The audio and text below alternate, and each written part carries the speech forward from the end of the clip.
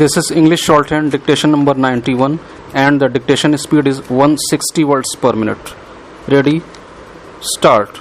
An ordinance is a temporary law made by the President of India on the advice of the central government when Parliament is not in session. An ordinance becomes a permanent act on being approved by Parliament within 6 weeks of reassembly. As Parliament convenes for the monsoon session in September, it will need to consider and approve ordinances promulgated over the past 6 months. Since March 24, when the lockdown was imposed, 11 ordinances have been signed by the President. With every session, the BJP government is brazenly rewriting the rules of Parliament. In the forthcoming monsoon session, it has cancelled question hour, so the opposition is not given a chance to hold the government accountable. It has slashed 0-hour time from 60 minutes to 30 minutes to deprive the opposition of raising issues of importance. It has misused a constitutional tool such as an ordinance to mock Parliament in a way it has not been done in 70 years. 5 of the 11 ordinances are broadly related to the outcome of COVID-19, coupled with 2 in the health sector. All the other ordinances are unrelated to the pandemic, including the Banking Regulation Amendment Ordinance and the 3 ordinances related to agriculture. These are the 11 ordinances that Parliament will be required to approve in the coming fortnight.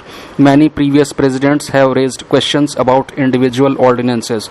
The current president, in his wisdom, prefers to go ahead without asking questions. Some statistics are revealing. In the first 30 years of our parliamentary democracy, there was 1 ordinance promulgated for every 10 bills introduced in Parliament. In the following 30 years, the ratio was 2 ordinances for every 10 bills. In the 16th Lok Sabha, the number jumped to 3.5 ordinances for every 10 bills. In the current Lok Sabha, it is so far 3.3 ordinances to every 10 bills. In the first term of the Narendra Modi government, the number shot up to 10 ordinances a year. About 10 ordinances were issued on the eve of the 2019 general election. Clearly, the BJP has a preference for short-circuiting democracy. Ordinances have to be approved by Parliament within 6 weeks of reassembly. In fact, there are 2 problems. The first one is that the BJP government thinks nothing of re-promulgating ordinances that have lapsed. This is a breach of convention and extremely undemocratic. But the Modi government has done it more than once. The second problem is that a bill that seeks a post facto approval for an ordinance is often rushed through the House. The deliberation and fine-tuning, the pre-legislative stakeholder consultations, and the committee scrutiny are important stages in the passage of a law. Ordinances that hurriedly become bills and then acts bypass this process. Is the BJP government guilty of pushing laws that it wants in place without adequate parliamentary discussion or scrutiny by parliament committees, especially when the country is distracted by a pandemic? The Banking Regulation Amendment Ordinance is a response to the Punjab and Maharashtra Cooperative Bank scandal. There have been 2 parliamentary sessions since the scandal became public knowledge, and no draft bill was introduced. Similarly, permitting corporate farming and liberalizing agricultural trade regimes as well as produce movement to benefit big retailers should have been preceded by adequate parliamentary debate. These are significant and controversial decisions.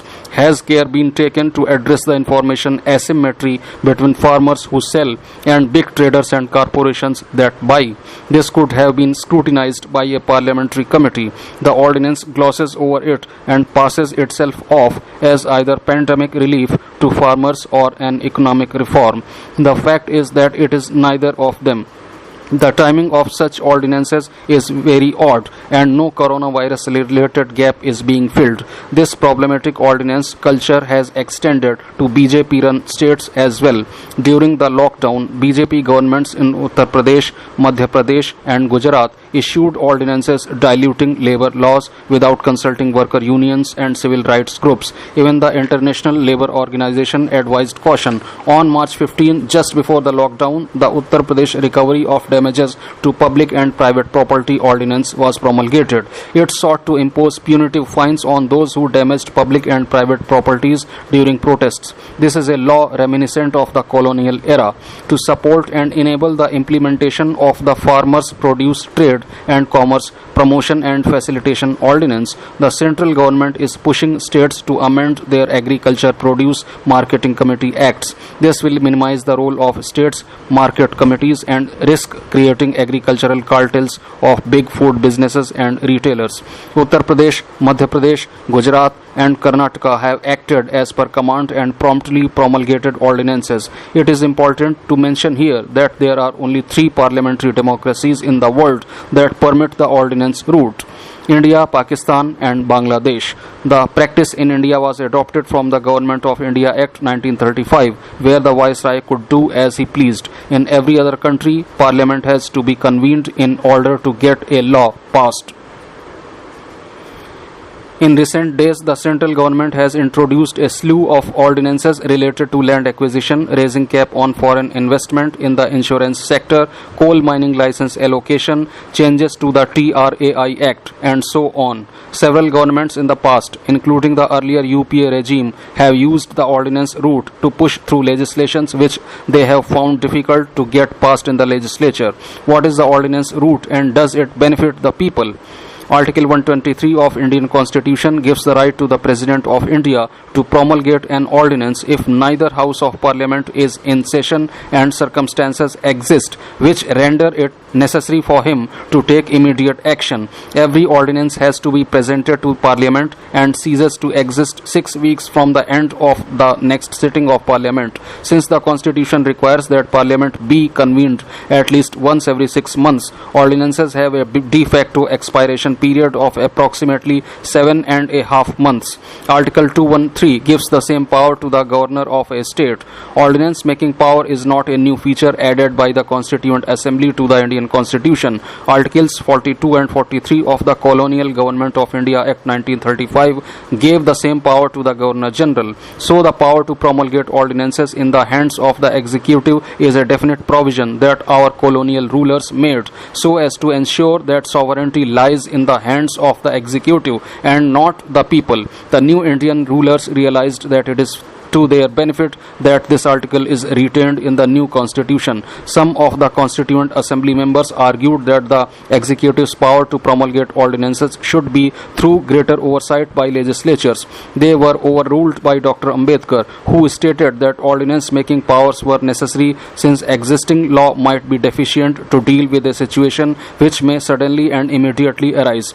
Later, in many instances, the particular situation that Dr. Ambedkar mentioned turned out to be situations concerning economic and political reforms in favor of monopoly houses. The ordinance route proved very useful for central governments after 1947 to push through legislation in the interests of their constituencies, which essentially comprised the wealthy and powerful. More than 41 ordinances were promulgated during the term of the first Lok Sabha itself. Before 1966, more than 75 ordinances were passed by the central government. Most of these ordinances benefited the large monopoly houses. For example, the Telecom Regulatory Authority of India was created in 1997, first by an ordinance and then by an Act of Parliament.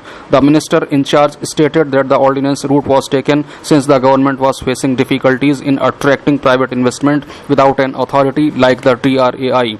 Private investors were not convinced about government's ongoing processes of privatization and liberalization. What this meant was that telecom monopolies put pressure on the government to bring in a new liberalized regime through an ordinance. Similarly, the Electricity Regulatory Commission's ordinance was promulgated in 1998 for rationalizing electricity tariffs when the government found it difficult to pass the concerned bill in the legislature.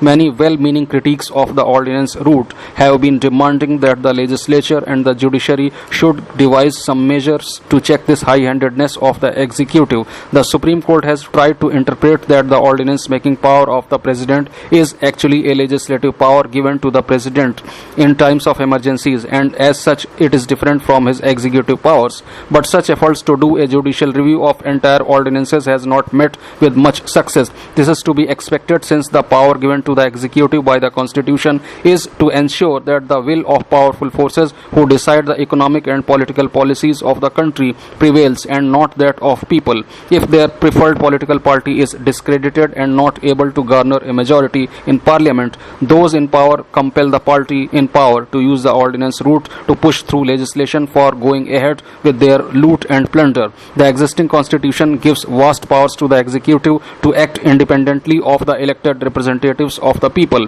The executive has powers to declare a state of emergency, pull down state governments, and establish administrative bodies without the consent of parliament. What this points out is that real powers lie in the hands of the executive, not in the hands of the legislature or the judiciary. Leave alone the people.